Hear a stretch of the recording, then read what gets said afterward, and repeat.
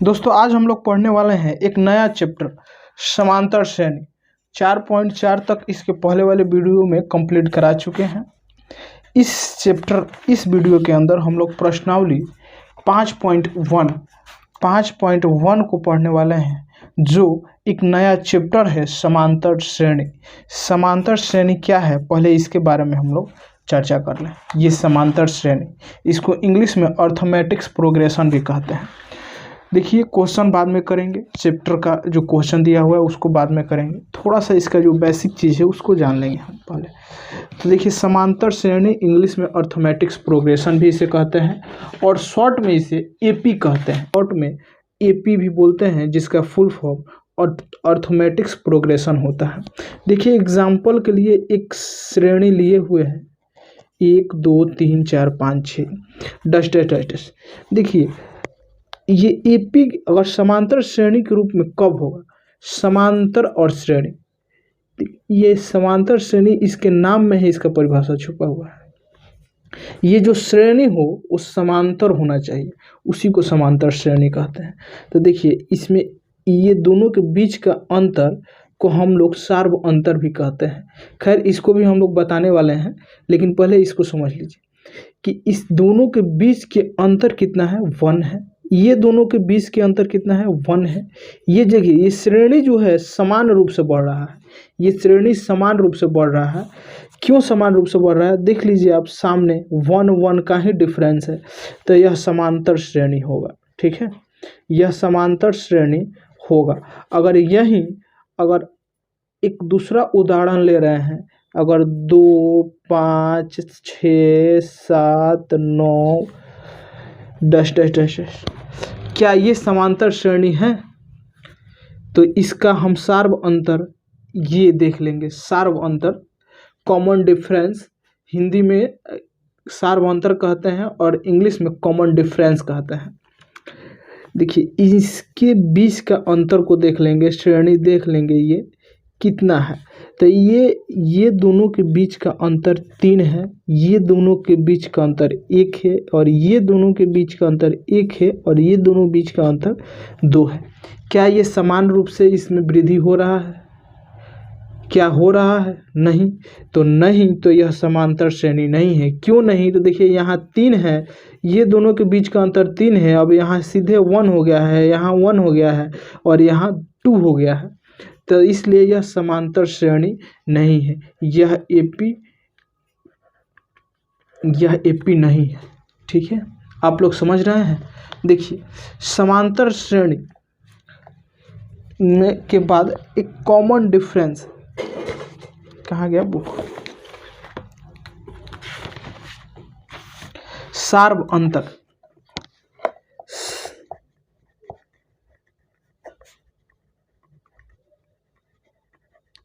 सार्व अंतर के बारे में जानेंगे।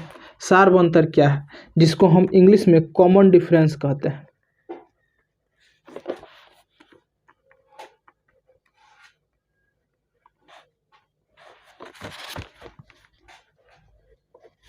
इसको इंग्लिश में हम कॉमन डिफरेंस भी कहते हैं। ठीक है, तो इसको कॉमन डिफरेंस, और इसको शॉर्ट में सिर्फ हम डी से सूचित करते हैं। शॉर्ट में डी से सूचित करते हैं। तो यह कॉमन डिफरेंस क्या है, तो कॉमन डिफरेंस ये है कि दो पदों के बीच के अंतर को सार्व अंतर कहते हैं।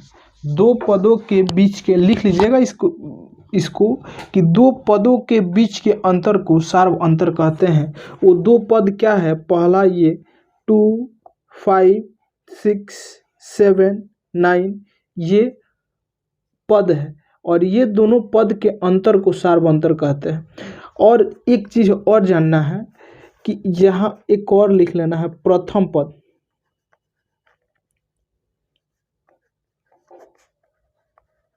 प्रथम पद को A1 बोलते हैं, और ये द्वितीय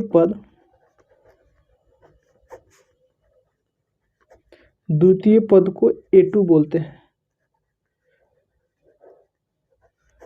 तृतीय पद को A3 बोलते हैं।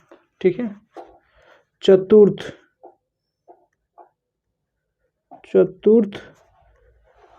पद को A4 बोलते हैं। ऐसा ही पांचवा पद को A5 बोलेंगे, छठा पद को A6 बोलेंगे, ऐसा ही बढ़ता चला जाता है ये। ठीक है, तो अब ये सार्वभौमंतर हमने क्या बोला था, सार्वभौमंतर का सूत्र डी से, मैंने ये इसको शॉर्ट में हम डी से सूचित करते हैं। डी बराबर होता है A2 minus A1, A2 minus A1, या D1 बराबर, या D2 बराबर होता है A3 माइनस A2। D3 होगा आपका A4 माइनस A3। सिर्फ एक पद को बढ़ाना होता है। देखिए यहाँ मान लीजिए हमको D1 निकालना है, तो यहाँ वाला पद सेकंड जो पद होगा वो A1 ही होगा, सिर्फ एक आगे वाला पद से माइनस करना होता है। समझ रहे हैं ना बात को। तो देखिए एक और एग्जाम्पल के रूप में लीजिए AP का 2 4 6 8 10। तो इसका डी, इसी को हम ये दोनों के बीच के अंतर को कॉमन डिफरेंस कहते हैं। कॉमन डिफरेंस ये दोनों के बीच के अंतर को, ये दोनों के बीच के अंतर को, ये दोनों के बीच के अंतर को, और ये दोनों, ये सब के बीच के अंतर अगर बराबर होगा वही एपी होगा। एपी माने समांतर श्रेणी, अर्थमेटिक्स प्रोग्रेशन होगा। तो ये दोनों के बीच का अंतर है कितना है, तो डी निकालिए। तो D1 निकालने के लिए आपको A2 माइनस A1 निकालना होगा। तो A2 की जगह पर क्या है, देखिए ये A1 है, ये A2 है, ये A3 है, ये A4 है। ठीक है, तो A2 की जगह पर 4 है, A1 की जगह पर 2 है, तो माइनस कीजिएगा तो कितना आया 2। तो इसके बीच के अंतर कितना आया 2। अब देखिए D2 हमने बताया था ना, ये A3 माइनस A2 होता है। तो A3 माइनस A2, A3 कितना है 6 है, A2 कितना है 4 है। जब माइनस कीजिएगा तो कितना आएगा 2 आएगा। मेरे भाई एक चीज़ और देख लीजिए, D3 आप निकालिएगा तो ये कहाँ निकाल बताए थे, A4 माइनस A3 माने कॉमन डिफरेंस। तो D4 का मान कितना दिया हुआ 8 और D3 का मान 6, माइनस कीजिएगा तो 2। क्या आप लोग इसको समझ पा रहे हैं, क्या समझ पा रहे हैं। ये देखिए कॉमन डिफरेंस, ये सब का 2 ही आ रहा है, तो क्या यह समांतर श्रेणी होगा, बिल्कुल होगा। क्यों होगा, तो इसका फॉर्मूला लिख देना होगा कि इसके पदों के बीच का अंतर समान है, इसलिए यह समांतर श्रेणी होगा। ठीक है, आगे देखिए, यहाँ तक तो आप लोग समझ चुके होंगे। एक चीज और इसमें होता है, एपी में एन होता है। खैर क्वेश्चन में बनेगा तो आप लोग को समझ में आता चला जाएगा, लेकिन खैर थोड़ा सा देख लीजिए इसको। एन होता है, एन को हम कहते हैं पदों की संख्या। एन को हम पदों की संख्या कहते हैं। और एक होता है एन, एन जो है एनवा पद, एनवा पद या इसको अंतिम पद भी बोलते हैं। एन को अंतिम पद भी बोलते हैं। वो क्वेश्चन के हिसाब से आप लोग को समझ में आता चला जाएगा, बिल्कुल आसानी से समझ में आएगा। सिर्फ वीडियो को स्किप ना करें, शुरू से अंत तक वीडियो को वॉच करें। ठीक है, आप लोग को इतना आसान लगने लगेगा कि आप कोई भी क्वेश्चन आपके सामने आए 1 मिनट में बनाइएगा आप लोग, बिल्कुल आसानी से बताया जाएगा। ठीक है, अब देखिए, अब सीधे जो छोटा मोटा बेसिक चीज़ था वो आप लोग को बता चुके हैं। अब सीधे हम लोग क्वेश्चन देखते हैं, क्वेश्चन को कैसे करना है। आइए देखिए क्वेश्चन। प्रश्नावली 5.1, निम्नलिखित स्थितियों में किन स्थितियों में संबंध संख्याओं की सूची एपी है और क्यों। एपी है तो क्यों है, तो हमने बतैबे किए कि एपी को पता करने के लिए, एपी है या नहीं उसको पता करने के लिए कॉमन डिफरेंस निकालेंगे। कॉमन डिफरेंस समान आएगा तो बिल्कुल वह एपी ही होगा। AP होगा, समांतर श्रेणी होगा। अगर कॉमन डिफरेंस समान नहीं आएगा तो समांतर श्रेणी नहीं होगा, साधारण सी बात है। क्वेश्चन पढ़िए क्या कह रहा है। 1 नंबर, प्रत्येक किलोमीटर के बाद एक टैक्सी का किराया, जबकि प्रथम किलोमीटर के लिए किराया कितना रुपया है, 15 रुपया है, और प्रत्येक अतिरिक्त किलोमीटर के लिए किराया 8 रुपया अतिरिक्त लग रहा है। तो ये मान लीजिए एक टैक्सी है। क्वेश्चन नंबर 1 का 1 नंबर, ये मान लीजिए टैक्सी है आपका।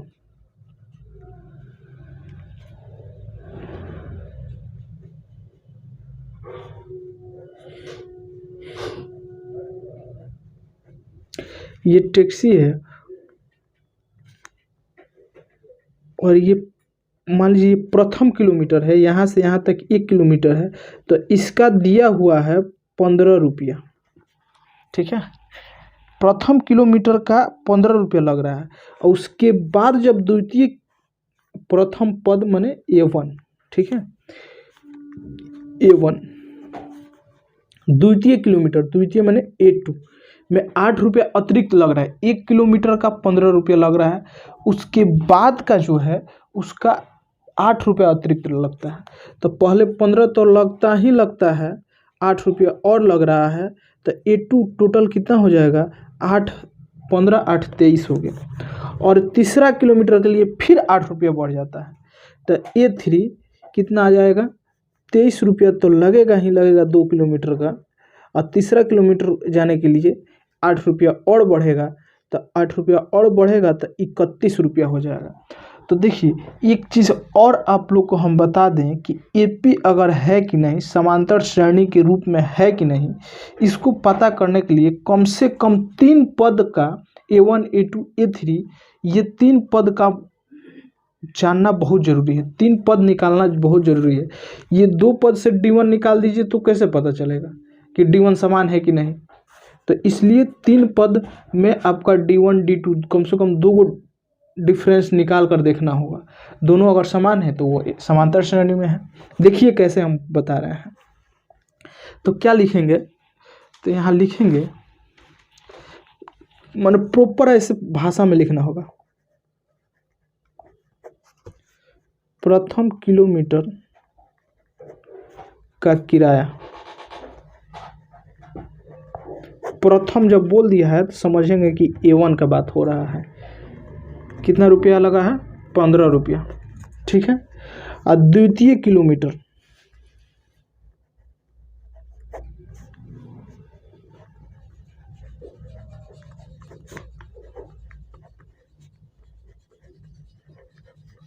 जब द्वितीय का बात हो गया है, द्वितीय, तो हम मान समझेंगे कि A2 का बात हो रहा है। तो A2 का बात हो रहा है तो द्वितीय किलोमीटर में क्या लगा है, 15 रुपया तो लगा ही लगा है, अब प्लस 8 रुपया और एक्स्ट्रा लगा है, तो ये 23 रुपया हो गया, ठीक है। अब हमको तृतीय, सॉरी,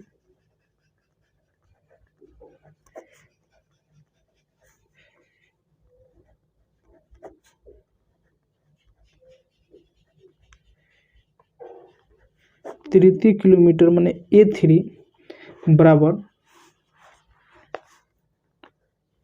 A3 कितना लग रहा है, 2 किलोमीटर का तो लग ही रहा है 23 रुपया, 1 किलोमीटर और बढ़े हैं तो 8 रुपया और ऐड हो गया है, तो ये टोटल 31 रुपया लग रहा है, ठीक है। टोटल 31 रुपया लग रहा है। तो D1 D2 D3 तीन पद हमको पता चल गया। जब 3 पद पता चल गया तो कॉमन डिफरेंस निकालेंगे। तो सार्वंतर,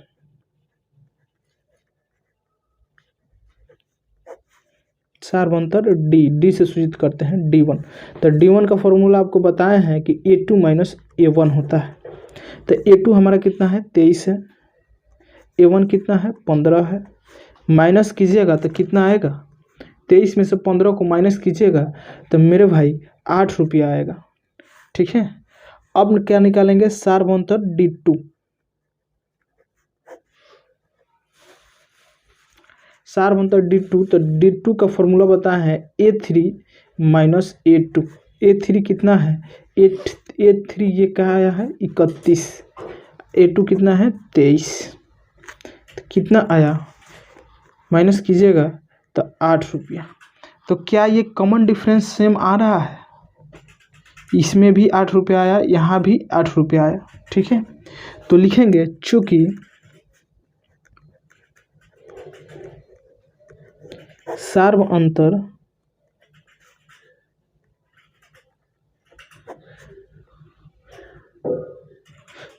अंतर समान है, इसीलिए यह समांतर श्रेणी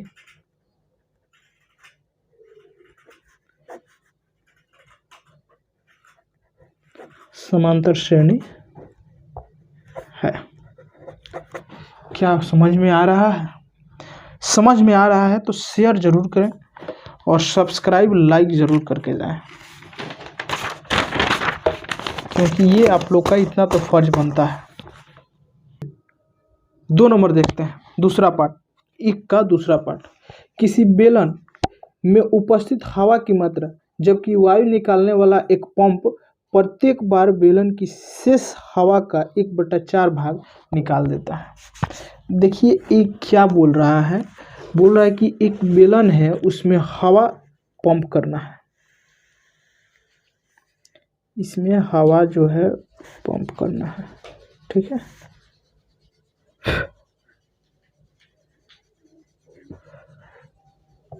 और प्रत्येक बार कितना हवा निकले, ये एक हवा निकालने वाला यंत्र लगा हुआ है, और प्रत्येक बार में 1/4 भाग हवा निकल जाता है इसमें से। तो हम मान लेंगे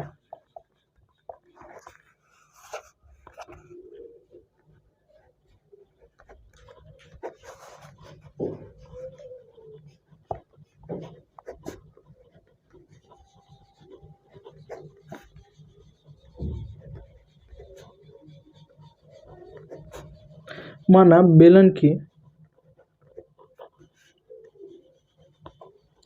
टोटल मात्रा नहीं दिया है, तो हम लोग मान लेंगे टोटल मात्रा 1 है। तो 1 का मतलब A1 कितना आ गया, 1। ठीक है, तो प्रश्नानुसार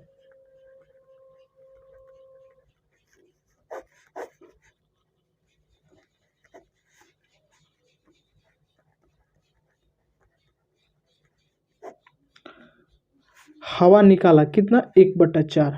ठीक है, तो 1/4 निकलता है, तो A2 टोटल में से 1/4 निकल जाता है, तो कितना होगा, माइनस कर लेंगे।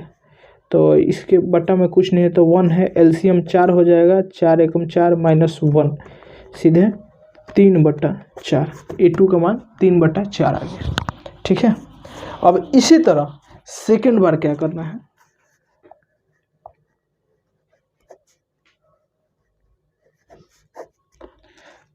तीसरा बार भी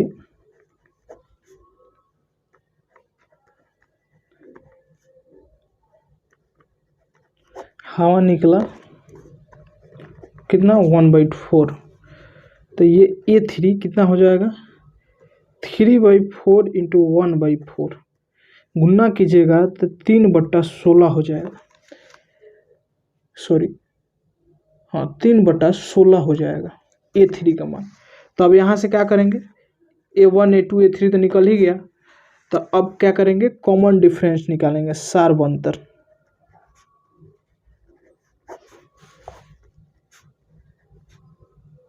D1 बराबर A2 माइनस A1। A2 कितना है, 3/4 देखिए, और A1 कितना है, 1 माने है। एलसीएम लेंगे 4 हो जाएगा, ये 3 एकम 3 और 4 एकम 4 माइनस करेंगे तो -1/4 D1 का मान है। सार्व अंतर सेकेंड D2 निकालेंगे,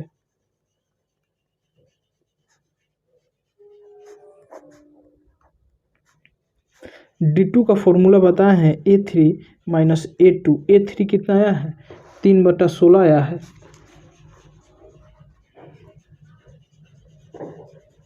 माइनस A2 कितना माने है, आया है 3/4। ठीक है,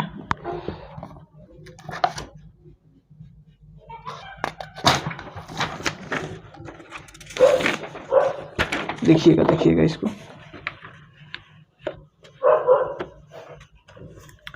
जब एलसीएम लेंगे तो 16 हो जाएगा, 3 और माइनस 12 हो जाएगा, माइनस कीजिएगा तो 9/16। पहला हमारा D1 आया कितना, ये D2 है, D1 आया -1/4 और D2 आया 9/16। क्या ये सेम है, बराबर आ रहा है कॉमन डिफरेंस? तो जो अगर कॉमन डिफरेंस समान आ रहा है, नहीं आ रहा है, तो जब कॉमन डिफरेंस समान नहीं आएगा तो उस टाइम यह समांतर श्रेणी नहीं होगा।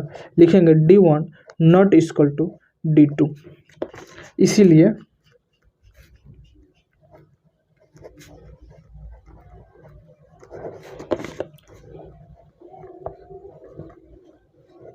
समांतर श्रेणी नहीं है। आंसर समझ में आया? समझ में आया तो वीडियो को शेयर जरूर करें मेरे भाई, शेयर जरूर करें, बहुत ज़रूरी है शेयर करना। तीसरा नंबर क्वेश्चन देखिए, प्रत्येक मीटर की खुदाई के बाद एक कुआं खोदने में आई लागत, जबकि प्रथम मीटर खुदाई की लागत 150 रुपया है। देखिए, प्रथम मीटर की खुदाई का लागत 150 रुपया है और बाद में प्रत्येक मीटर की खुदाई का लागत 50 रुपये बढ़ती जा रही है। देखिए, इसको हम लोग थोड़ा सा फिगर बनाकर समझते हैं। ये एक कुआं है, ठीक है,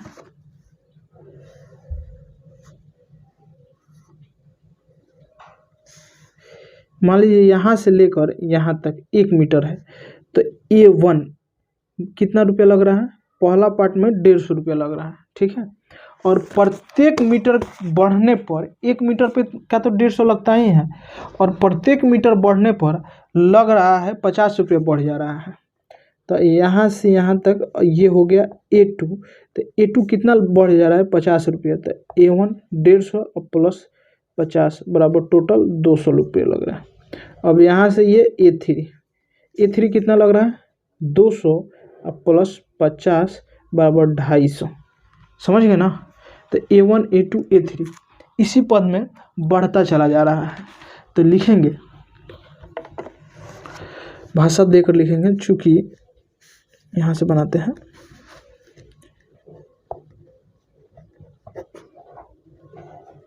दिया है, क्या दिया है, प्रथम मीटर की लागत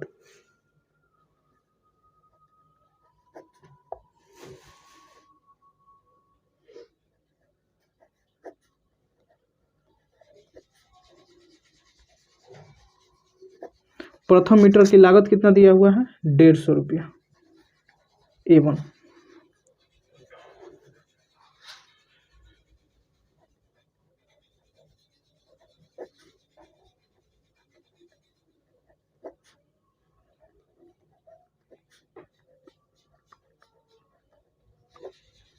द्वितीय मीटर की लागत, द्वितीय मैंने A2 कितना दिया है, प्रथम प्लस 50 रुपया बढ़ रहा है तो 200 रुपया हो गया। और यहाँ तृतीय,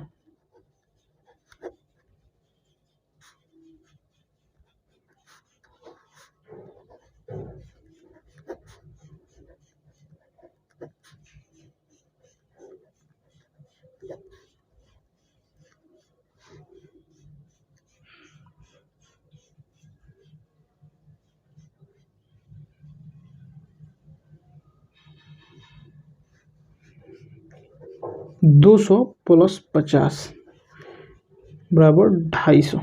तो 3 पद का तो पता चल ही गया। जब 3 को पद पता चल गया तब हम क्या करेंगे, सारवंतर निकालेंगे। D1 का फॉर्मूला बताए हैं, A2 माइनस A1। A2 कितना है, 200 माइनस A1 कितना है, 150। कॉमन डिफरेंस आ गया 50 रुपया, ठीक है। अब सेकंड देखिए, D2 निकालेंगे। D1 तो निकल गया, D2 निकालेंगे। सारवंतर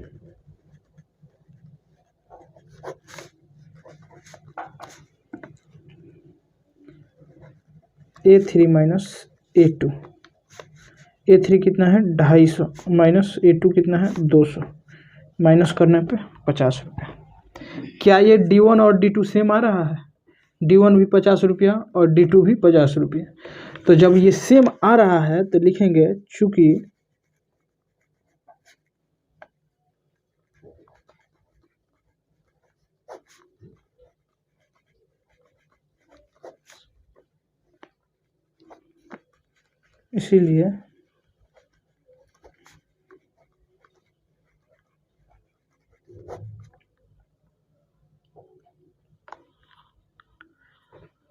इसीलिए समांतर श्रेणी है। समझ रहे हैं ना? D1 D2 जब सेम है तो यह समांतर श्रेणी है। आंसर 3 नंबर समझ में आया? 3 नंबर समझ में आया तो 4 नंबर देखिए। अगर आप लोग को समझ में नहीं आ रहा है तो कमेंट करके ज़रूर बताएं, बिल्कुल उसको सुधार करने की कोशिश किया जाएगा। अगले वीडियो में उस क्वेश्चन को एक्सप्लेन कर दिया जाएगा, ठीक है। 4 नंबर देखिए, खाता में प्रत्येक वर्ष का मिश्र धन जबकि 10,000 की राशि 8% वार्षिक ब्याज की दर से चक्रवृद्धि ब्याज पर जमा की जाती है। देखिए, मिश्र धन और चक्रवृद्धि ब्याज की बात किया है तो या तो मिश्र धन का चक्रवृद्धि ब्याज का फॉर्मूला लगाइए, या तो मिश्र धन में ब्याज निकालकर ये मूलधन में जोड़ते जाइए। साधारण ब्याज का फॉर्मूला लगाकर और इसमें मूलधन में जोड़ दीजिएगा तो प्रत्येक वर्ष का ये मिश्र धन निकलता जाएगा। तो देखिए कैसे इसको करने वाले हैं। 4 नंबर मुंह से बोलकर एक्सप्लेन करेंगे, उससे ज़्यादा आप लोग को समझ में आएगा जब हम बनाएंगे। तो लिखेंगे पहला वर्ष की राशि,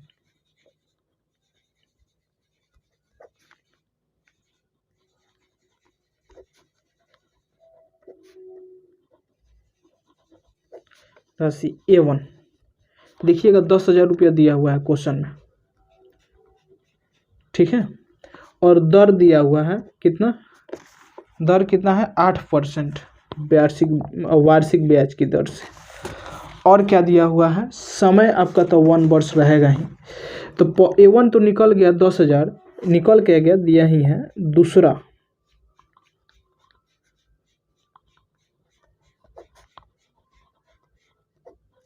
दूसरे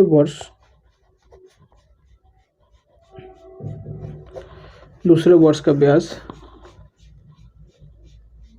मूलधन गुने दर गुने समय बटा 100 साधारण ब्याज का फॉर्मूला होता है। मूलधन कितना दिया है? 10,000। दर कितना है? 8%। समय 1 वर्ष। और ये पहला वर्ष और दूसरा वर्ष के बीच का अंतर कितना है? 1 ही वर्ष ना, तो 1 वर्ष बट्टा 100। 2 0 से 2 0 कट जाएगा। A2 आपका निकल गया कितना? गुना होगा, सॉरी A2 नहीं है, ये A2 अब निकलेगा। A2 अभी निकला नहीं है, ये 800 रुपया। तो जब 800 हो गया तो दूसरे वर्ष की कुल राशि हो जाएगी, दूसरे वर्ष की राशि हो जाएगी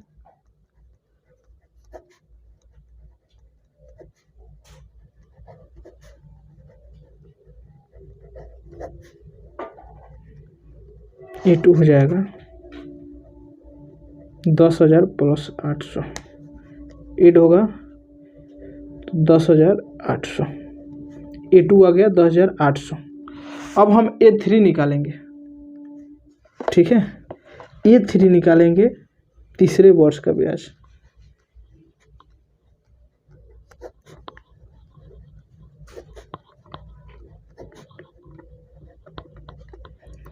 तीसरे वर्ष का ब्याज वही फॉर्मूला लगेगा, मूलधन गुने दर गुने समय बटा 100। इस बार मूलधन कितना हो जाएगा? 10,800। अब ब्याज का ब्याज हम निकाल रहे हैं और दर रहेगा 8%, समय 1 ही वर्ष और ये बट्टा 100। 2 0 से 2 0 कट जाएगा, गुना होगा तो 864 रुपया ब्याज लगा। तो तृतीय वर्ष की राशि कितना हो जाएगी?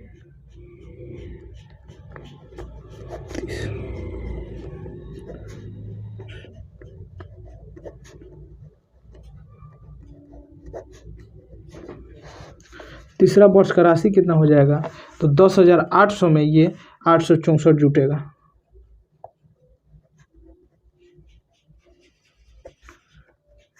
तो 4 6 8 8 16 11,664 रुपये हो जाएगा। ये A3 निकल गया, A1 A2 और A3 तीनों निकल गया। तो इसके बाद हम क्या करने वाले हैं, A1 A2 A3 निकल गया तो सार्व अंतर निकालेंगे।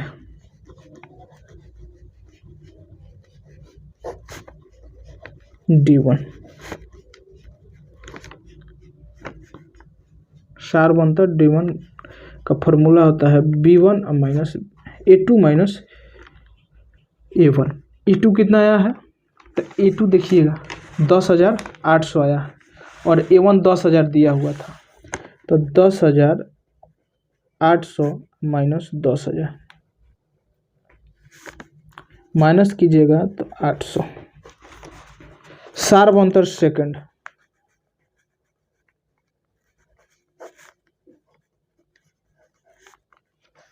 सार्व अंतर सेकंड का होगा D3 minus A3 minus A2। A3 कितना आया है,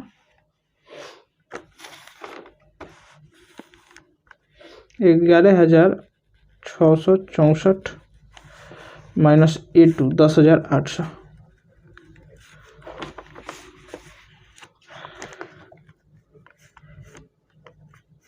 ये माइनस कीजिएगा तो आपका माइनस कीजिएगा तो 864 आएगा।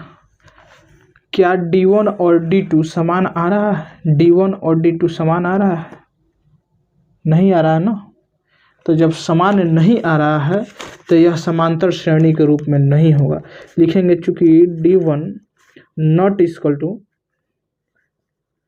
माने D1 नहीं बराबर है D2 के, तो इसीलिए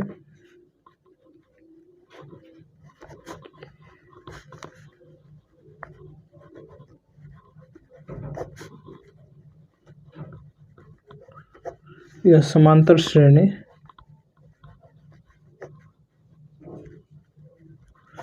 नहीं है। आंसर।